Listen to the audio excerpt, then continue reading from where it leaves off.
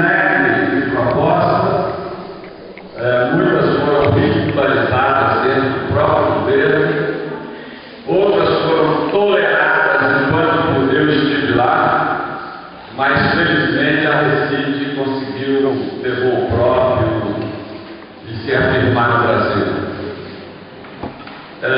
Junto com companheiros e companheiras do Grupo Emaús. O Grupo Emaús é um grupo que existe há 40 anos, que reúne o pessoal que monitora no Brasil a teologia da libertação. Alguns nomes vocês conhecem, como o Leonardo Boff, o Benedito Ferraro, a Teresa Cavalcante, Marcelo Barros, o Molon, o deputado Molon, enfim, esse grupo existe há 40 anos e nós pedimos uma audiência com a presidente Dilma, que seria agora no início de dezembro. Para nossa surpresa, ela antecipou para o dia 26 de novembro, na semana passada. Eu queria começar falando dessa audiência, porque tem a ver com a Recite. A audiência foi num clima extremamente favorável. Eu sou trivizinho, como dizem os gaúchos, eu sou trivizinho da Dilma. A Dilma morava na mesma rua na minha infância e adolescência em Belo Horizonte. A Dilma era minha vizinha de cadeia no presídio Tiradentes, em São Paulo, durante a ditadura. Ela presa na ala feminina e eu preso na ala masculina. E a Dilma foi minha vizinha quando eu estava na assessoria do Lula e ela estava no Ministério de Minas e Energia, em Brasília. Então nós somos trivizinhos. É claro que isso facilitou muito o diálogo. Infelizmente ela não convocou o Gilberto para estar presente no diálogo. Convocou o Mercadante na Casa Civil. Mas lá pelas tantas, a gente apresentou a ela uma carta de críticas e sugestões ao governo. Essa carta eu deixei aí, vai ser dada cópia e recebida. Todo mundo vai receber essa carta, vocês podem divulgar à vontade. Então aqui, os vários pontos, todos esses que vocês assinalaram aqui nos depoimentos das regiões, estão contidos aqui e mais alguns, né? Mais alguns. E essa carta está tendo muita repercussão. Quem quiser pegar na internet, é só entrar no meu site, que é freibeto.org, Beto com 2 Cs, freibeto.org. Né? Lá tem a cópia da carta também, você pode na sua região reproduzir. Lá pelas tantas do diálogo, e com um diálogo crítico, um diálogo em que ela, por exemplo, a gente fez 2 fortes críticas do governo não ter diálogo com os movimentos populares e o governo ser muito ruim em comunicação. E quando a gente falou dos movimentos populares, na mesma hora, ela chamou o chefe de gabinete dela, ele entrou na sala e ela disse: olha, agenda para os próximos dias, eu quero ter um encontro com a coordenação dos movimentos populares. A Dilma falou isso. Hein? Existem várias entidades. Existe uma entidade que no processo das manifestações de junho de 2013 para cá se tornou representativa. Coordenação dos movimentos sociais. Depois eu quero ter um diálogo só com a coordenação do MST e quero ter também um diálogo com jornalistas que tragam críticas e sugestões à comunicação do governo, porque ela admite que é muito ruim. Claro que tem um lado da burocracia, contratar um jornalista é muito complicado burocraticamente para o governo federal, demitir é mais complicado ainda, e qualquer jornalista de alto nível na imprensa privada, ele ganha muito mais do que o governo federal paga. Enfim, mas não vou entrar nisso. O fato é que ela está preocupada e e está convocando esses 3 setores para o diálogo. Mas lá pelas tantas, eu tinha pedido ao seu filho, antes de entrar na sala, falei, seu filho, me dá uma folha de papel que é a Recife. Porque o seu filho tinha me alertado para a importância de renovar o governo. Eu falei, Dilma, você sabe que você é a única chefe de Estado do mundo. Eu não tenho certeza, mas eu diria que eu tenho 99% de certeza.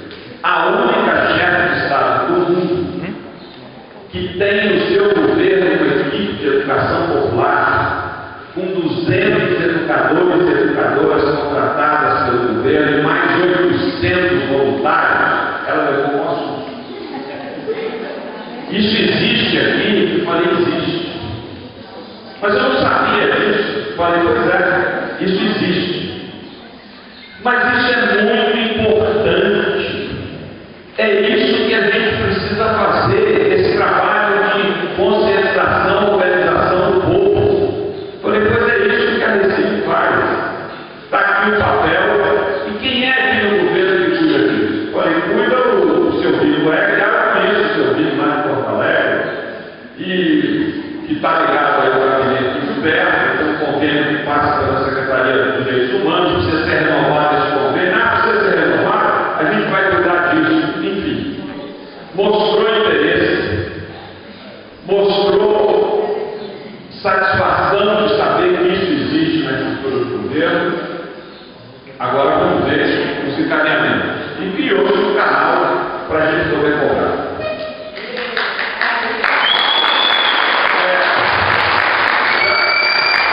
Já que eu estou falando do governo, quem é do Maranhão? Maranhão. Então, eu preciso que você já agora me dê os nomes e os contatos de vocês do Maranhão pelo seguinte. Eu sou amigo do Flávio Dino. Aliás, nessa eleição eu tive 3 grandes alegrias pessoais. Primeiro, reeleger a Dilma. Segundo, as 3 derrotas do Aécio na minha terra, no Minas Gerais.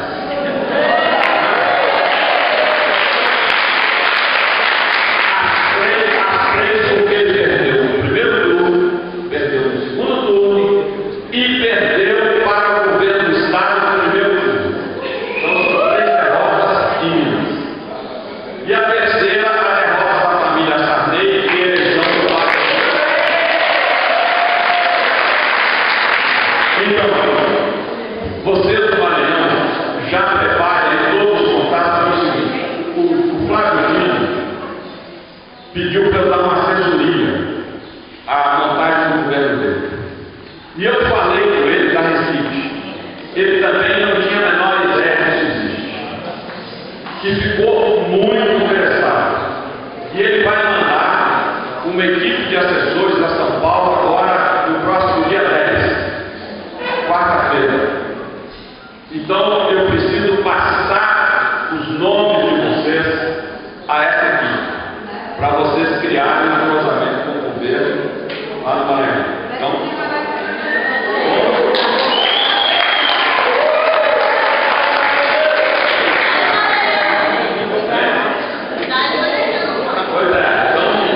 não deixa de imitar. Ora, agora vamos fazer uma análise mais global da situação. Esse governo do PT é um governo cheio de contradições e ambiguidades. Mas é o nosso governo. É melhor ele do que se estivesse aí à direita, PSDB, etc. Melhor para mim não, melhor para o povo brasileiro. Agora, o governo teve muitos avanços, principalmente nas políticas sociais, na questão da inclusão escolar, na questão da não criminalização dos movimentos sociais e ampliando, menos do que podia e devia, mas ampliando a participação popular. Infelizmente, aquele decreto fácil ser debatido e vencer. Porém, como eu explico as manifestações de 2013? Foram as mais marcantes. Explico da seguinte maneira. Essa é a minha análise. Pode estar equivocada, mas é a minha análise. O governo facilitou ao povo brasileiro acesso aos bens materiais de uso pessoal. Acesso aos bens materiais de uso pessoal. Mas não acesso aos bens materiais de uso social, coletivo. Exemplo.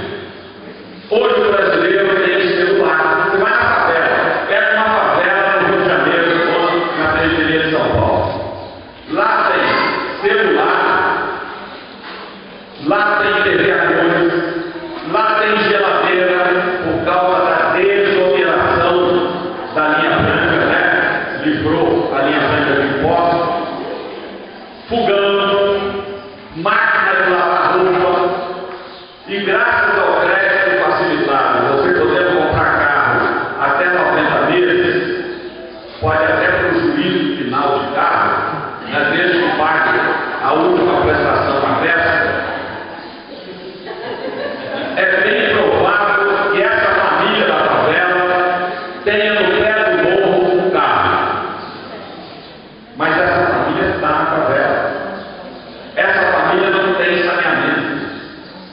Essa família não tem consciência política. Essa família, ela está cultivando na sua subjetividade, no seu coração, valores burgueses. Agora que a gente tem celular, agora que a gente tem um carrinho, agora que a gente tem todos esses equipamentos de uso doméstico, sabe? A gente tem mais ter uma casinha própria. Quer dizer, essa família que está sendo conduzida para aquilo que derrubou o socialismo na União Soviética. Em nome de um futuro revolucionário, prometer um futuro burguês.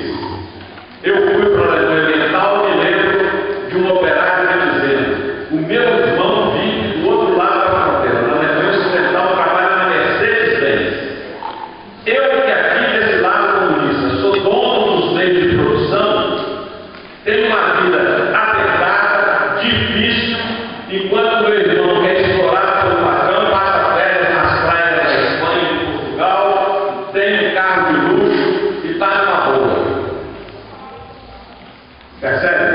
Quer dizer, o socialismo não conseguiu abrir a consciência desse cidadão para que ele dissesse o seguinte: mas aqui não tem desigualdade, aqui não tem família debaixo da ponte.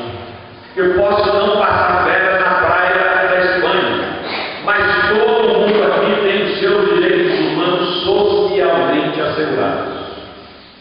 É por isso que o socialismo ruiu. E esse governo, de 11 anos de governo do PT, cometeu essa contradição, facilitou o acesso aos bens materiais de uso pessoal, mas não facilitou o acesso aos bens sociais de uso coletivo. Transporte, saúde, educação, moradia, saneamento, segurança. O povo ficou bravo e o governo disse: nós não temos dinheiro. Quando a gente tiver dinheiro, a gente vai fazer isso. Só que de repente veio a Copa do Mundo. E de repente apareceu uma montanha de dinheiro para fazer 12 arenas esportivas, sendo que algumas delas, Manaus, Corumbá e Natal, não tem nem time de segunda divisão. Com todo respeito a esses estados, né? Mas o futebol lá não tem expressão.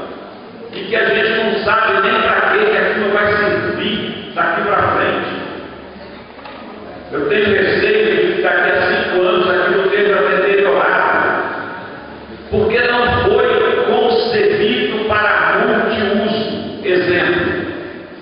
ser usado como escola agora na sua volta. Não foi concebido para isso. Existem arenas pelo mundo afora que são de multiuso.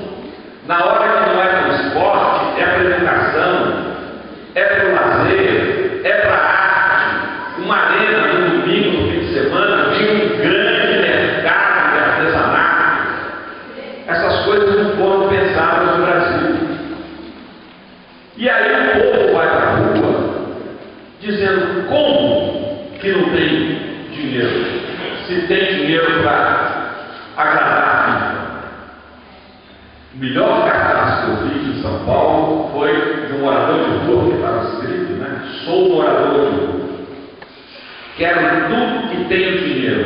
Copa, reticências, quarto, cozinha, garagem, banheiro, quero tudo. É isso. Quero copa, cozinha, é isso aí que o povo quer. Ora,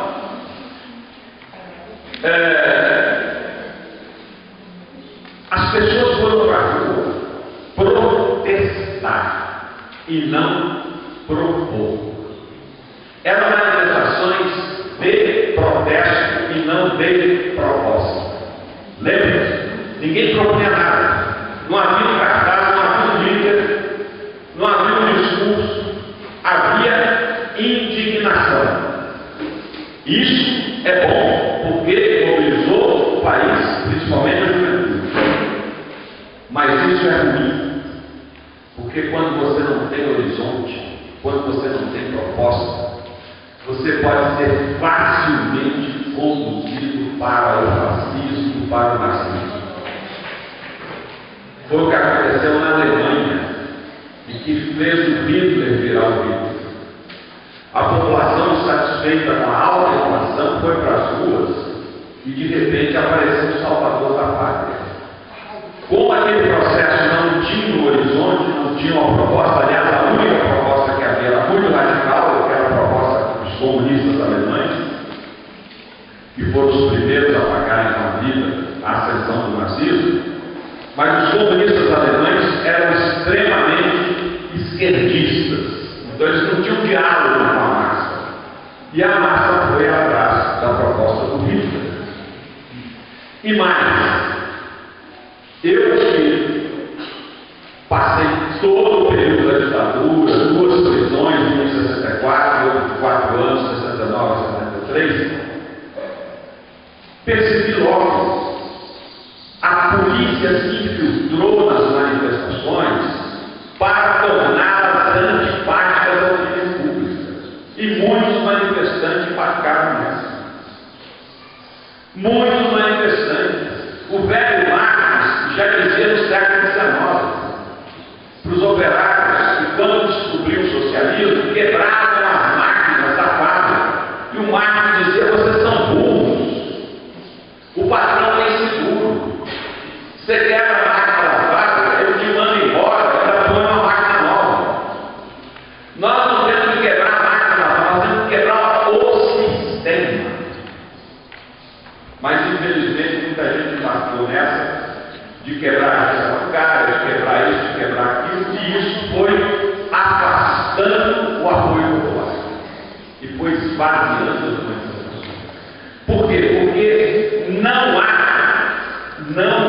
organização brasileira, movimento brasileiro, entidade brasileira que não tem infiltração da polícia, até na Recife. Eu não sou ingênuo. Sabe? Todo lugar tem que eles não têm o que fazer, a não ser se infiltrar. Ou eles põem alguém, ou eles cortam alguém, que dá toda a informação de como está o processo. Eles não querem reprimir. O papel dos infiltrados não é reprimir. Por exemplo, a CIA, que é a maior organização de vigilância do planeta, ela não reprime ninguém. Quem reprime é o FBI. Quem reprime é a polícia, ela só informa. A mesma coisa aqui no Brasil, as infiltrações da direita dos movimentos só passam informação. E só essa informação só é usada pela repressão quando chega no limite extremo de ameaça à segurança nacional ou ao patrimônio público, etc.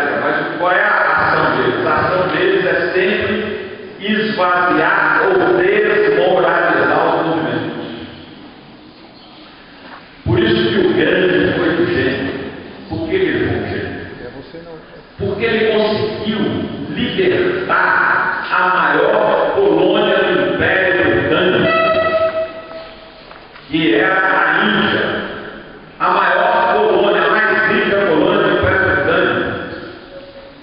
E como? Só na base das manifestações pacíficas. Eu vou dar um exemplo do que o Gandhi fez. Quando a Inglaterra aceitou assinar a independência da Índia, o Gandhi foi chamado de Londres para assinar como primeiro-ministro. E o governo inglês disse à imprensa: não dá nenhum destaque à presença do Gandhi em Londres. Dá uma notinha pequena, porque é uma humilhação para nós, ingleses, perder sem guerra a maior colônia do Império. Dá uma notinha no pé da página. O que fez o Gandhi? Quando ele desceu em Londres, estava a imprensa toda, né? Da Inglaterra e do mundo. E o governo inglês dizendo: não, o senhor vai ficar hospedado na nossa casa de hóspedes importantes, etc. Ele falou: não vou ficar mais hospedado com vocês. Eu tenho um padre aqui, vamos supor, né, se fosse São Paulo, aqui na Zona Leste, sabe, lá no fundo da Zona Leste, e eu vou ficar lá. Eu prometi a ele que a próxima viagem eu ficaria hóspede na casinha dele.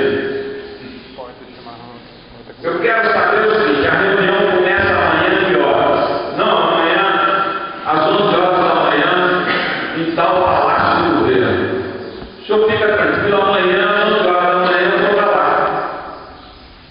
E lá foi o Gandhi para a periferia de Londres ficar com o padre dele. E ele calculou: para eu chegar lá às 11 horas eu tenho que sair daqui às 5 da manhã, porque ele só andava a pé. Nesse trajeto, das 5 da manhã às 11 horas, a imprensa inteira cobrindo a caminhada do Gandhi, e o povo inteiro aplaudindo e vendo. Furou tudo. Acabou a orientação da censura, porque virou um fato único. Como é que aquele cara, humildemente com aquele cajado, né, foi outra humilhação em cima do governo britânico, por essa caminhada que ele fazia para ir voltar da casa do padre. A caminhada teve mais importância que a assinatura. Bem, só para dizer o seguinte: o que é que o governo não fez? O governo, que facilitou tantos bens materiais, e está nos devendo pessoais, e está nos devendo bens coletivos, sociais, o governo não trabalhou os bens espirituais, que é exatamente a missão da Recife. Qual é a missão da Recife? Não é garantir água para ninguém, nem saneamento, nem telefone celular, nem lugar na escola. Não é a proposta da Recife. A proposta da Recife é a subjetividade humana. É o coração e a consciência das pessoas. É justamente isso. A proposta da Recife é politizar, organizar e mobilizar as pessoas. E principalmente aqueles que vivem numa situação de marginalização ou exclusão, porque não espere do opressor que ele vai libertar o oprimido, já ensina Paulo Freire. É o oprimido que tem que ser protagonista do seu processo libertador. Então, esse é o desafio agora da Recife.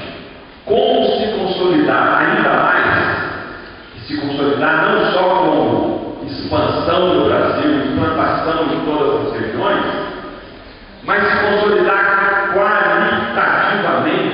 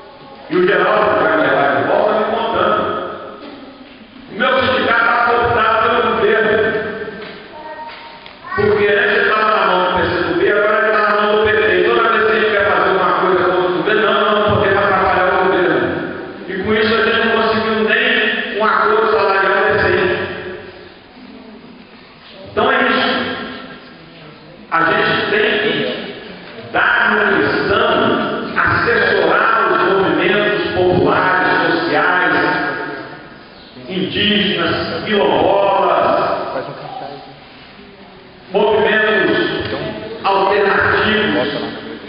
É uma gama enorme, movimentos jovens, né? Movimentos de diversidade sexual, movimentos de arte, o que existe de movimento de teatro, mambembe, cordel, artesanato. Agora, essas pessoas não têm algo que é fundamental na vida, uma visão crítica da realidade e utopia no coração. O que é que faz uma pessoa feliz?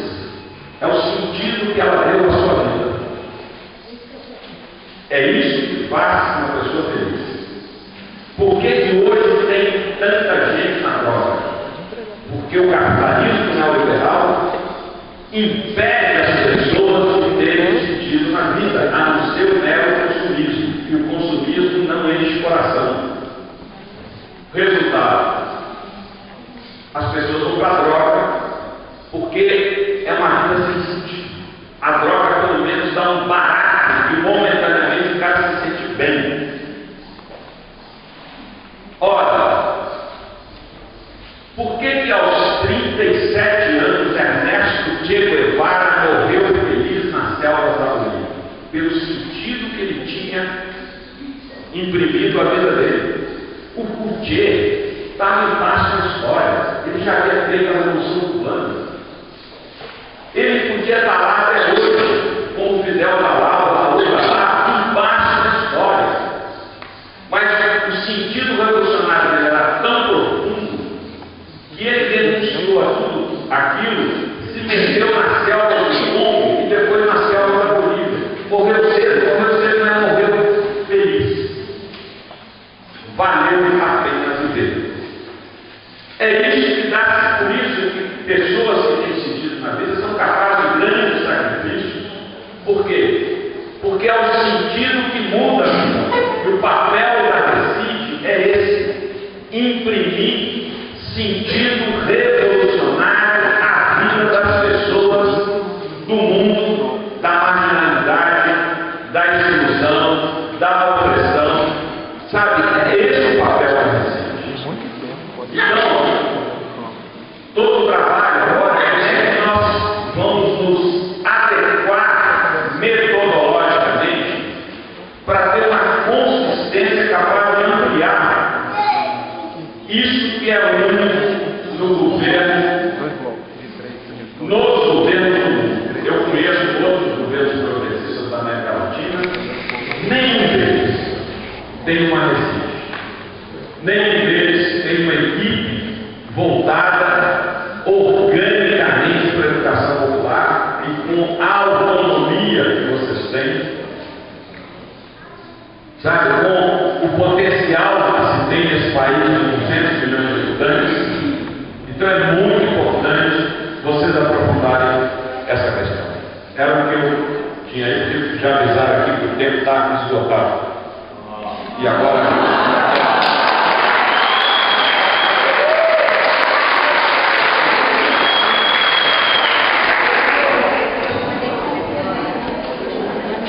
Obrigado.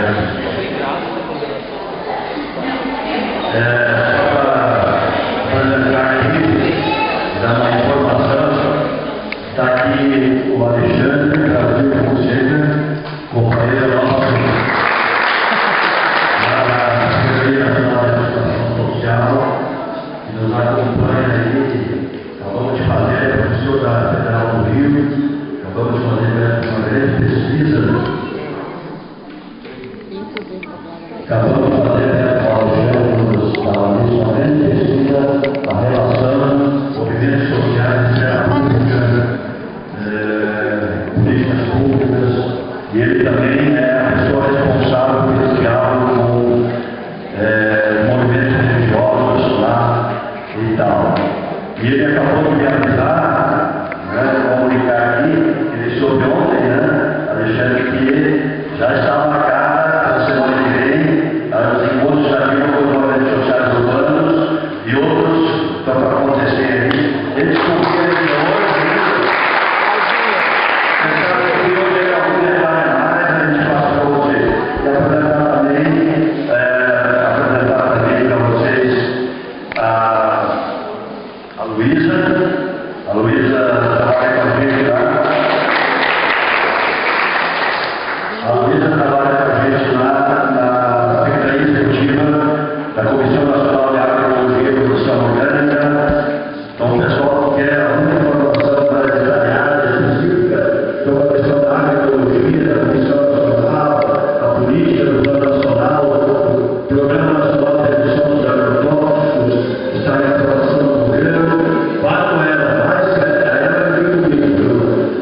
vi aqui a semana passada aqui a presença da Clara, eu não tinha visto ainda, a Secretaria de Meio Ambiente.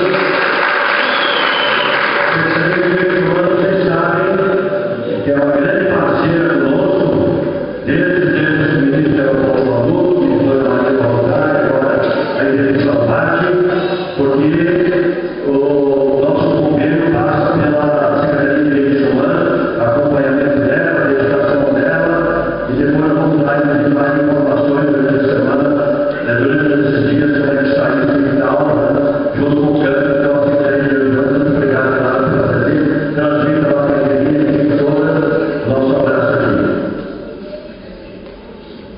Quem ainda não veio a comida, porque a comida está embolada, chegou ontem.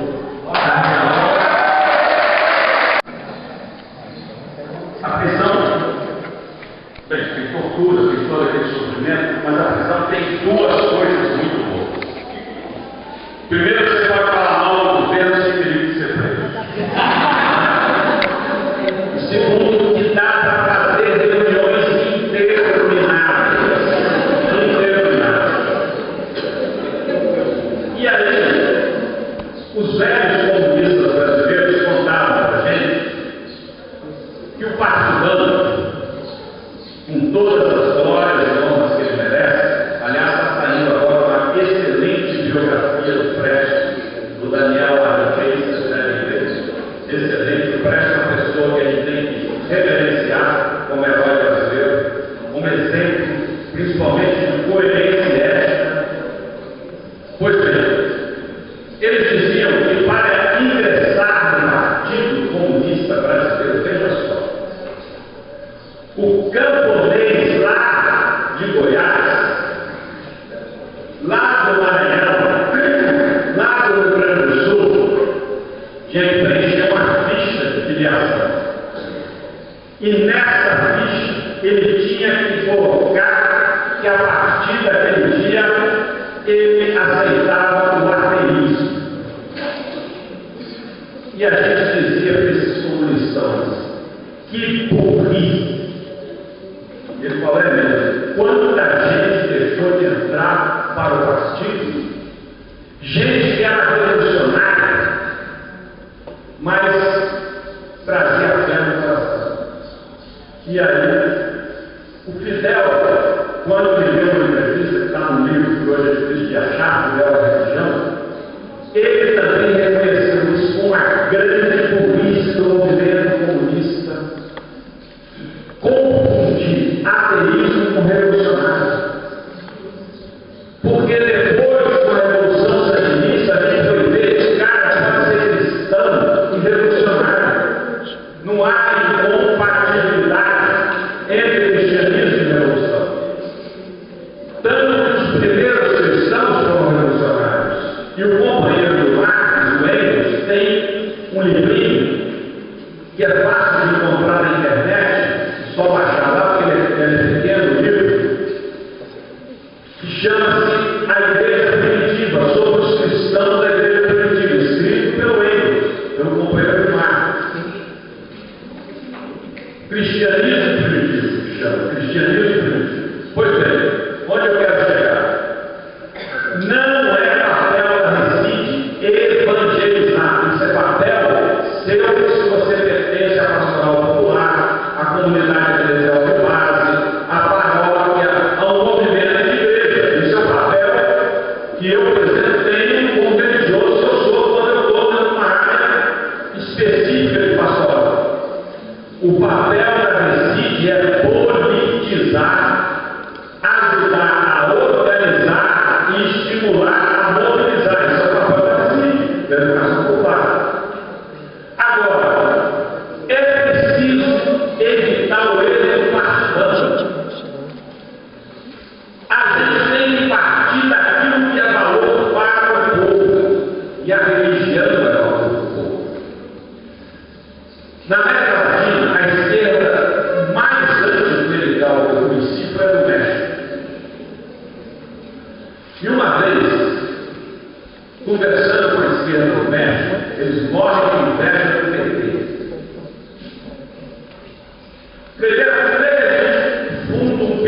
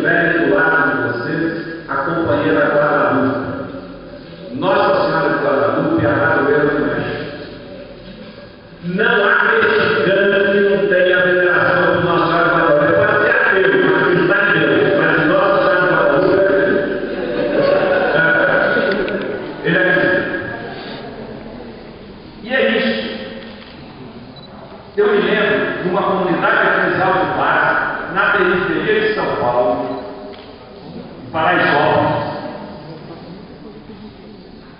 Nós terminamos a reunião, a senhora que coordenava disse: olha, então domingo que vem a gente se reúne de novo. Aí um companheiro falou assim: olha, eu não vou estar presente. Mas por que você não vem? Porque eu vou em peregrinação à Aparecida.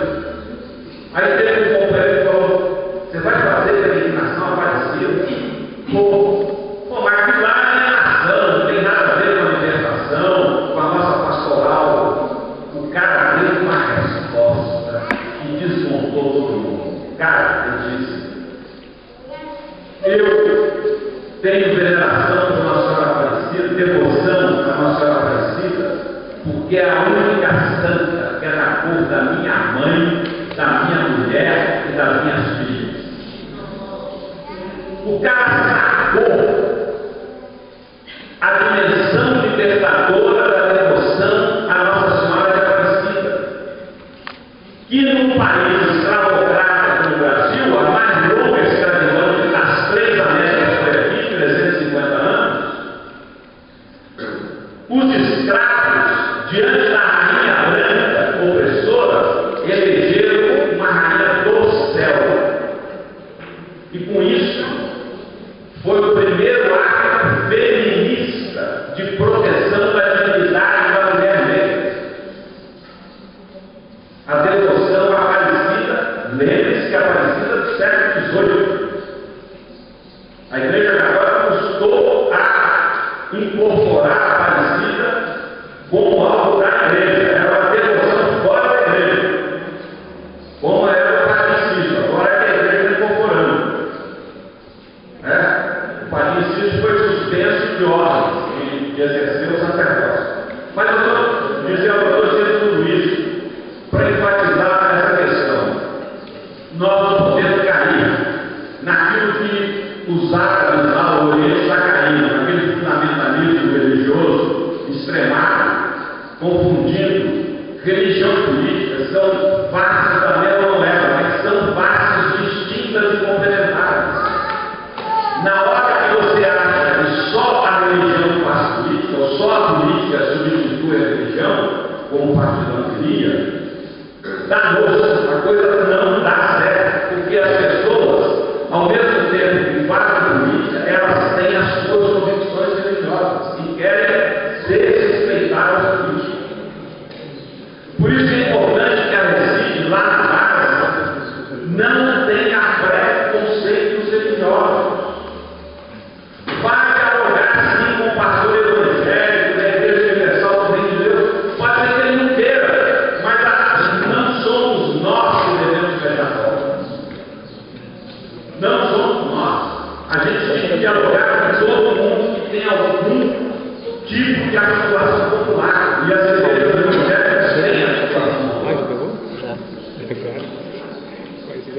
Samuel, você perguntou, na minha opinião, Jesus, qual é a proposta para isso? A proposta eu já falei, vou repetir. Politizar, organizar, mobilizar. Porém, é preciso que os agentes da Recife sejam pedagogicamente qualificados. Isso é muito importante. Porque se nós não tivermos qualificação, a gente vai para a improvisação. E a improvisação é fator de tragédia.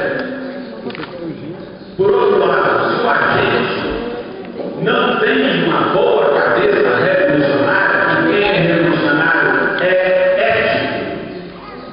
É ético. Ele provoca um desastre. Eu conheci, alguns de vocês sabem, durante 22 anos eu fui assessor da pastoral operária do ABC. Aí a minha ligação com todo esse trabalho da votação do prefeito da CUT, embora eu nunca tenha sido militante partidário. Mas a minha ligação vem do fato de 79 a 2002 eu era assessor da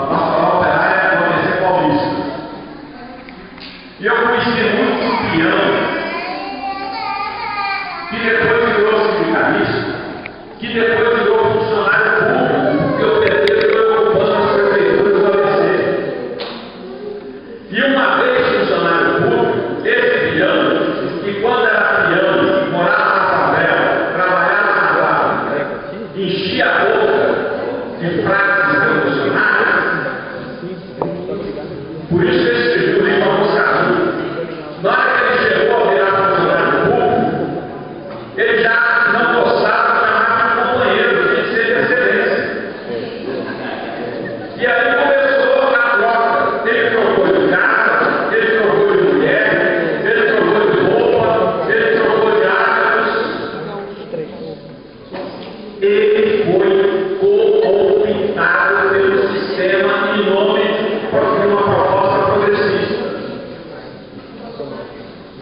Como tem gente que, em nome de uma proposta progressista, virou corrupto, bandido, ladrão. Porque, gente, a cabeça pensa onde os pés pisam. Esse é o princípio pedagógico absoluto. O que é princípio absoluto? Que não pode ser corrupto. Anote isso, a cabeça pensa onde os pés pisam. Se a gente chega a uma distância de poder, pode ser quando ele terminar? e perde o contato com a base popular, com a base social.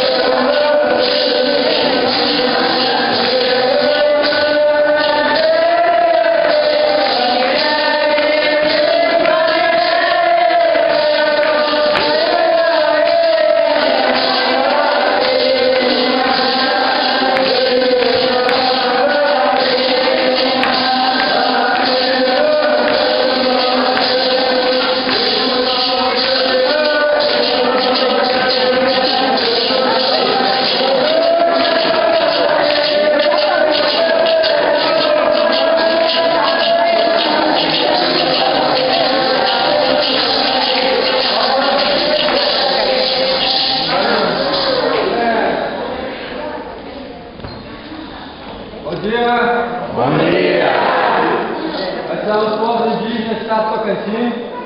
Nós estamos essa semana aqui, nós viemos defender a nosso território, a nossa terra, a demarcação das terras indígenas no Brasil.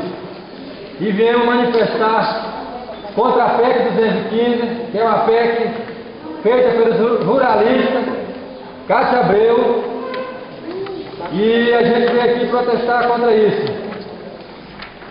Que seja acabada essa PEC 215. Estava para ser votada aí nas comissões, no Senado e Câmara dos Deputados Federal, mas eles são muito sabidos, quando soube que a gente estava aqui, paralisou tudo.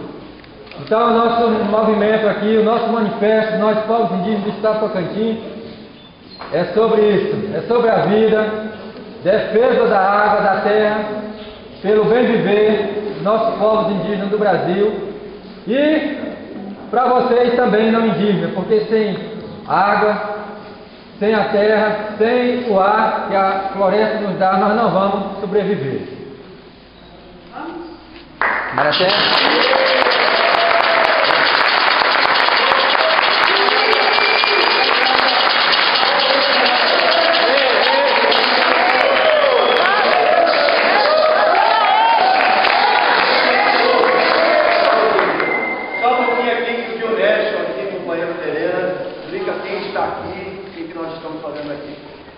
Vai voltar, todo mundo!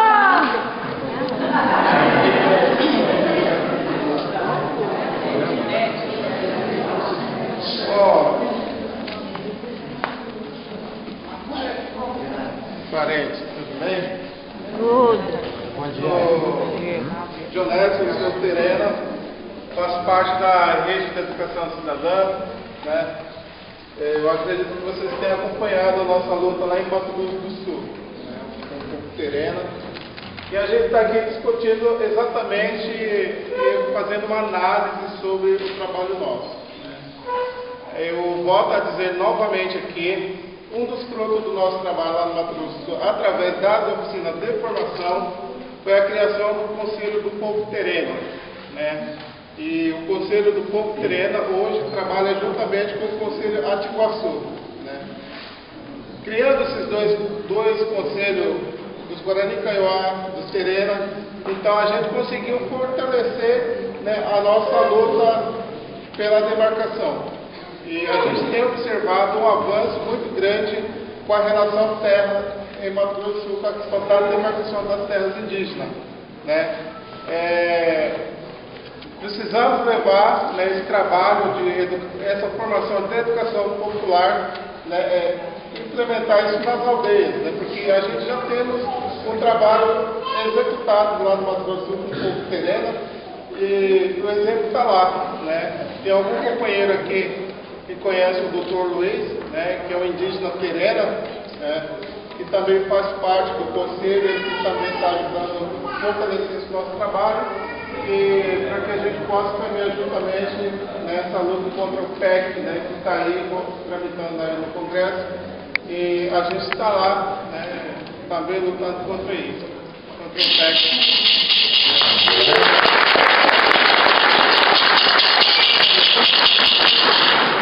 Vou chamar aqui o nosso companheiro Frei Beto para tirar foto com o dado de vídeo.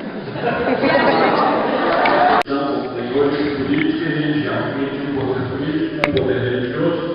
Quem tinha um poder religioso tinha um poder político. Por isso que eu sempre, quando me perguntam por que eu trago de medo político, eu falo porque eu sou discípulo de um prisioneiro político. E as pessoas levam susto. Aí eu continuo. Jesus não morreu nem de hepatite na cama, nem de desastre de camelo no presídio de Jerusalém. Morreu exatamente como Vladimir Herzog, que outro foi preso, torturado e condenado por dois poderes políticos. A pergunta, meu amigo, é outra. Que diabo de fé você tem que em nada questiona essa desordem estabelecida para ele? Né? Porque se você tem fé cristã e aceita um mundo desigual e justo, é porque você não entendeu o Evangelho. Agora, Glória chama a atenção que a resília é invisível para a mídia. E eu digo, graças a Deus. Graças a Deus. Continue fazendo o trabalho sem chamar atenção. Eu escrevo um monte de artigos, escrevo tanto que eu nem entendo direito do que escrevo, né? Nunca escrevi um artigo sobre a Recife. Por quê? Porque eu acho que quanto menos atenção a gente chamar a mídia, menos atenção a gente vai chamar a oposição ao governo. Porque na hora que a Recife sair de uma grande mídia, vai vir muita paulada. Muita paulada. Né? Então eu acho que a gente deve continuar, sabe, atuando, fazendo um trabalho em profundidade, sem querer dar as caras. O Emerson, o projeto popular não veio fora.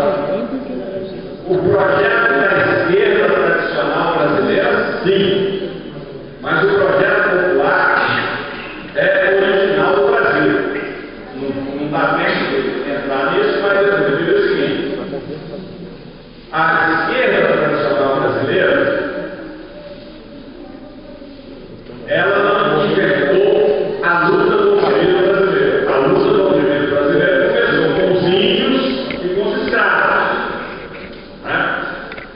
Os índios ganharam, os escravos não. Por que os índios ganharam? Os índios eram tão rebeldes que não se submeteram à escravidão, e os portugueses tiveram que importar negros da África para escravizá-los no Brasil. Calcula-se que vieram de 5 a 10 milhões de africanos para cá.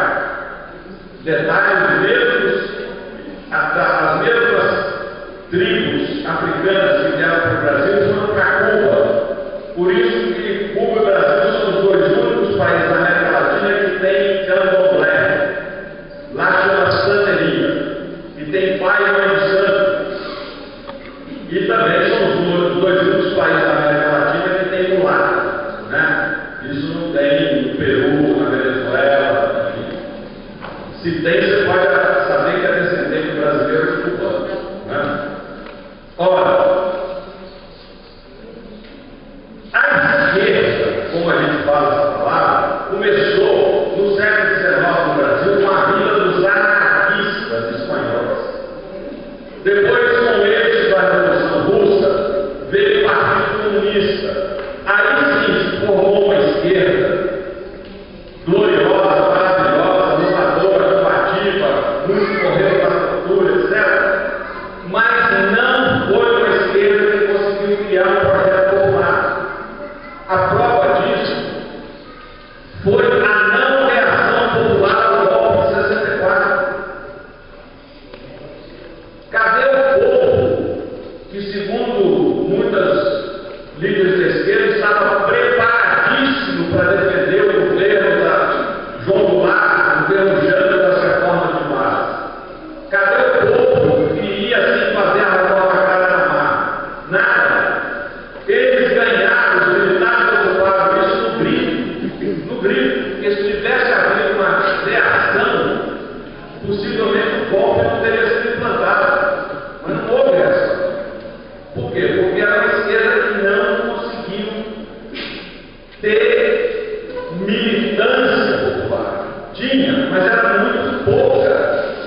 Tinha muitos estudantes, tinha muitos intelectuais, tinha muito. E às vezes, por exemplo, eu me lembro de um operário que ele chamava Genésio, ficou preso na minha cela. Ele tinha o apelido de Rabote. Rabote em russo significa operário. Ele era do Partido Comunista. E o partido resolveu mandar o Rabote para a Rússia fazer um curso de marxismo. O Rabote, a gente morria de rir com as histórias dele na cela. Isso é bom, mesmo que a gente rir, está no sofrimento mais rico. Porque ele contava o seguinte: olha, eu voltei da Rússia, eu já não sei se eu sou intelectual, se eu sou operário, se eu sou o quê.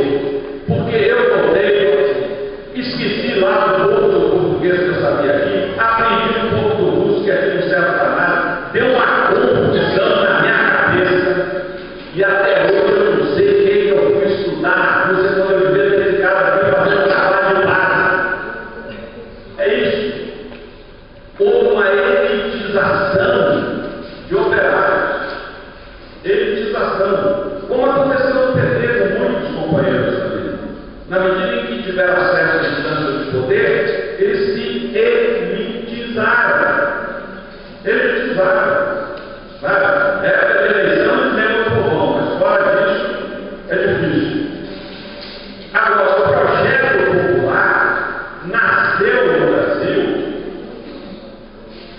Isso é grosso modo. Eu não vou também dizer que passaram contra, já falei dos índios, já falei dos quilombos, né, da luta dos negros, dos escravos. Mas o projeto popular sistematizado nasceu no Brasil a partir dos anos 60, com Paulo Freire, com o método Paulo Freire, com as comunidades de base, depois com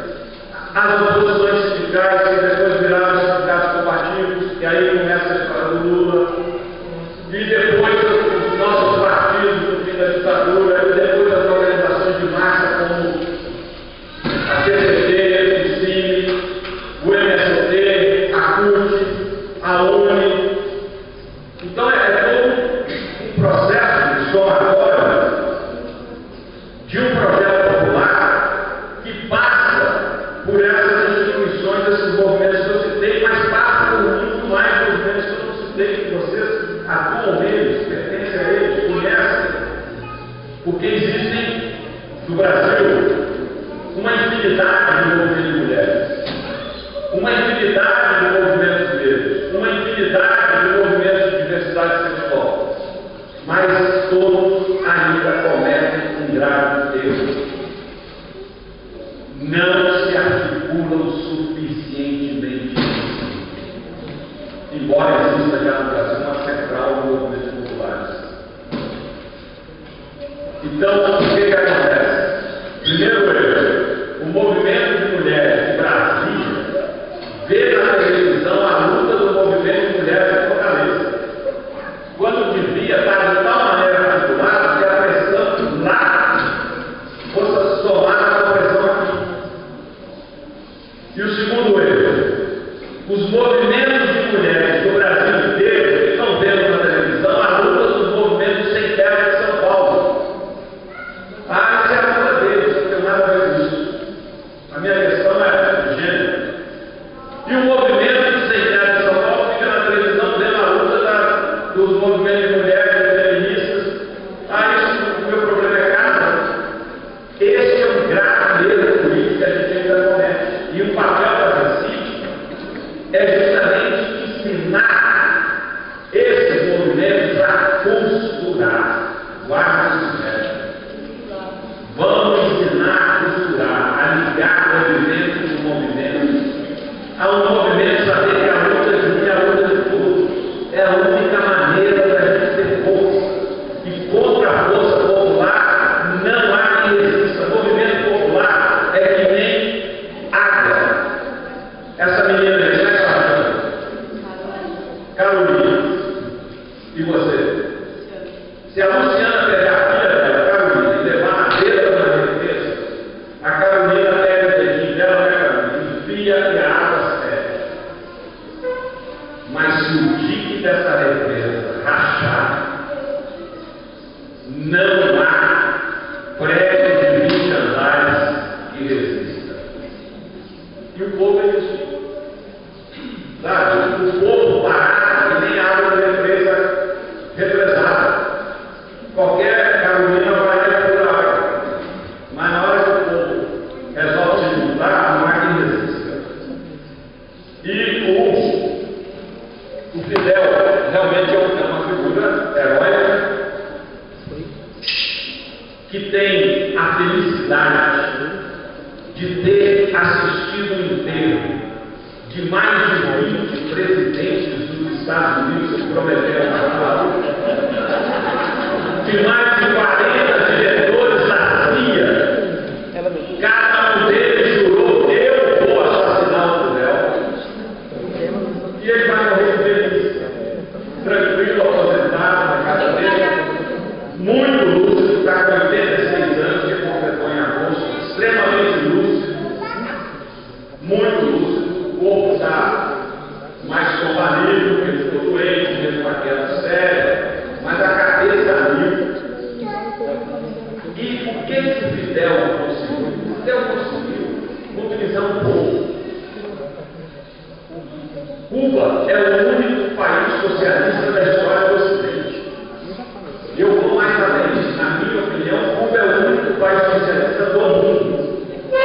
Porque eu não considero a China mais um país socialista. Eu considero o capitalismo de Estado. E também não considero a Coreia do Norte socialista. Eu considero uma ditadura. Então, Cuba, para mim, é o único país socialista do mundo. Tem problemas enormes. Por quê? Porque é do tamanho de Pernambuco. O Brasil importa apenas 6% de produtos essenciais. O Brasil tem 80% de produtos essenciais dentro, além de nós sermos o país do mundo que tem mais água potável. Agora, Cuba inverte. Cuba importa 80% de produtos essenciais que está bloqueado pelos Estados Unidos. E apesar de todo o sufoco, é um povo que há mais de 50 anos resiste heroicamente. A maior potência imperialista da história da humanidade. E que geograficamente fica distante de Cuba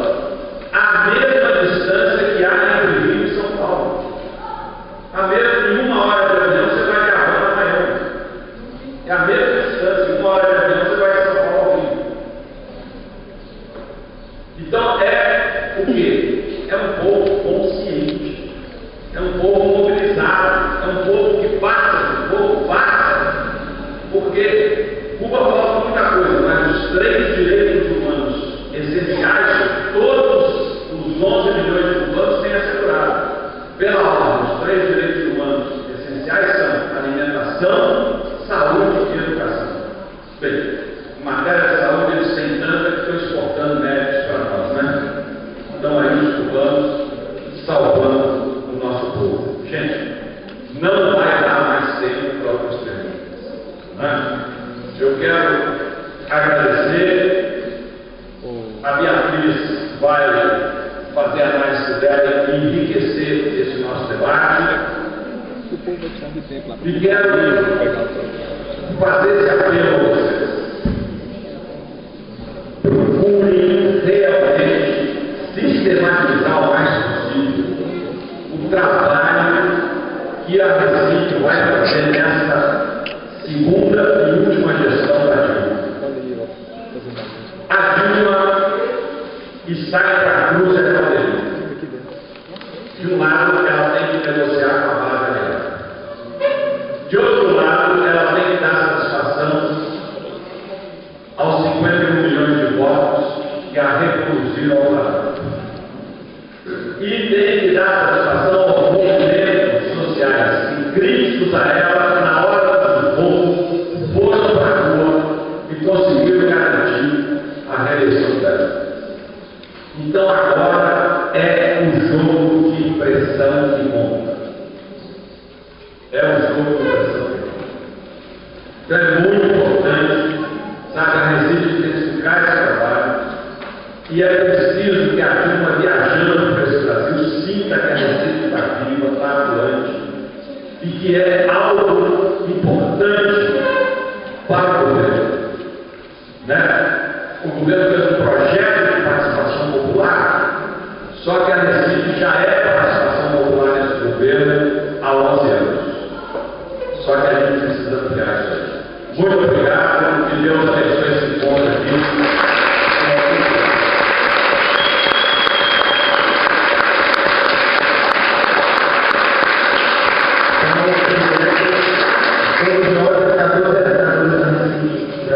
Vou deixar mais uma cópia da carta Dilma, mas vou tirar a cópia aí para vocês. Já tá.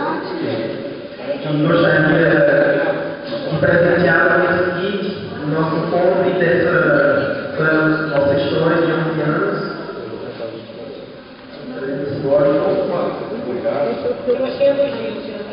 E também os kits que o senhor me solicitou para disseminar nossa ideia.